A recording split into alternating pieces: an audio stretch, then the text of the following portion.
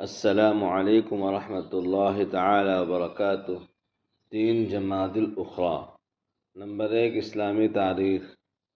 جب حضور صلی اللہ علیہ وسلم اور مشرکین کے بیچ صلح حدیبیہ معاہدے پر دستخط ہو گئے تو آپ نے صحابہ کرام کو قربانی کرنے اور سر منڈوانے کا حکم دیا۔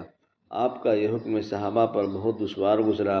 بالآخر حضرت ام سلمہ رضی اللہ عنہا نے حالات کو سمجھتے ہوئے آپ کو مشورہ دیا اور کہا کہ آپ ہی سر منڈوا لیجیے، تو آپ نے اس مشورے پر عمل کرتے ہوئے سر منڈوا لیا۔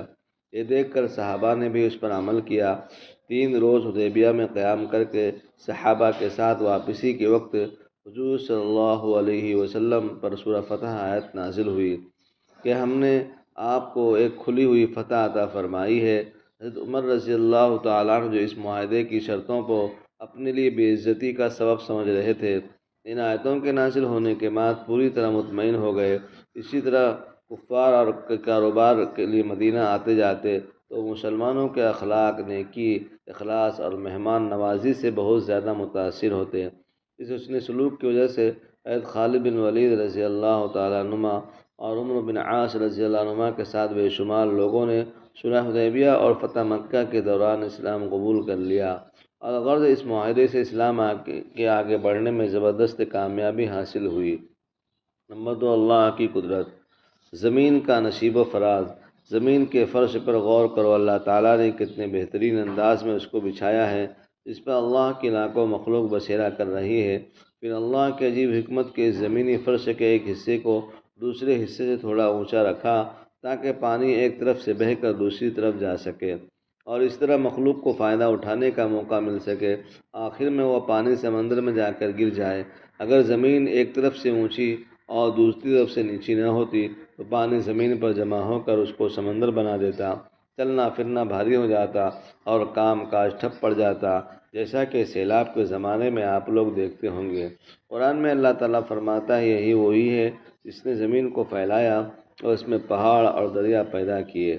نمبر 3، ایک فرض کے بارے میں قرآن میں اللہ تعالیٰ فرماتا ہے، اے ایمان والو، جمعہ کے دن جب جمعہ کی نماز کے لیے اذان دی جائے تو سب کے سب اللہ کے ذکر یعنی نماز کی طرف دوڑو اور خرید و فروخت کو چھوڑ دو، یہ تمہارے لیے بہتر ہے اگر تم جانتے ہو۔ نمبر 4، ایک سنت کے بارے میں حضرت ابن عباس رضی اللہ عنہ بیان کرتے ہیں کہ حضور صلی اللہ علیہ وسلم جب چلتے تو چستی سے چلتے، سستی سے نہ چلتے۔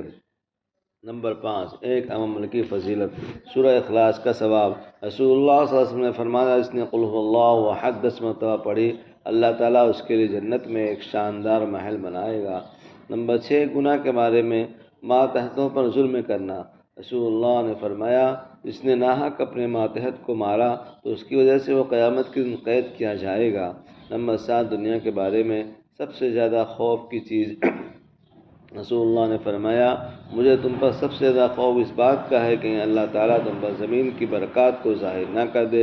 پوچھا گیا، زمین کی برکات سے کیا مراد ہے؟ رسول اللہ صلی اللہ علیہ وسلم نے فرمایا، دنیا کی رنگینی، اس کی خوبصورتی اور زیب و زینت۔ نمبر 8، آخرت کے بارے میں قرآن میں اللہ تعالیٰ فرماتا ہے، جو شخص اللہ کے رسول کے حکم پر چلے گا تو اللہ تعالیٰ اس کو ایسے باغوں میں داخل کرے گا جن کے نیچے نہریں بہتی ہوں گی، وہ ہمیشہ ان باغوں میں رہیں گے، اور یہی بہت بڑی کامیابی ہے۔ نمبر 9، طب نبوی سے علاج، جن کے اثرات سے حفاظت۔ حضرت خالد بن ولید رضی اللہ عنہما نے عرض کیا، ہے اللہ کے رسول، مجھے ایک مکار جن پریشان کرتا ہے، تو آپ نے فرمایا، کلمات کہو، اعوذ بکلمات اللہ التامات من شر علم لا یجاوزہن بر ولا فاجر، من شر ما ذرأ فی الارض ومن شر ما یخرج منها ومن شر ما یعرج فی السماء وما ينزل منها ومن شر كل طارق الا طارقا يطلب بخیر یا رحمان۔ چنانچہ وہ صحابی کہتے ہیں کہ میں نے یہ عمل کیا تو اللہ تعالیٰ نے وہ میری پریشانی ختم ہو گئی۔ نمبر 10، قرآن کی نصیحت۔ قرآن میں اللہ تعالیٰ فرماتا ہے، ایمان والو، اللہ کی نشانیوں کی بے حرمتی نہ کرو، اور نہ حرمت والے مہینے کی، اور نہ حرم میں قربانی ہونے والے جانور کی، اور نہ ان جانوروں کی جن کے گلے میں قلادہ یعنی قربانی کی علامت کے پٹے پڑے ہوں، اور لوگوں کی بھی بے ادبی نہ کرنا جو اللہ کا فضل اور اس کی رضامندی طلب کرنے کے لیے بیت اللہ جا رہے ہوں۔ اللہ تعالی ہم سب کو عمل کرنے کی توفیق عطا فرمائے۔ آپ بھائیوں، بزرگوں، دوستوں سے گزارش ہے کہ آپ ہمارے چینل کو سبسکرائب لائک ضرور کریں اور روزانہ پابندی کے ساتھ اس پیغام کو سنیں۔ انشاءاللہ آپ کے علم میں اضافہ ہو۔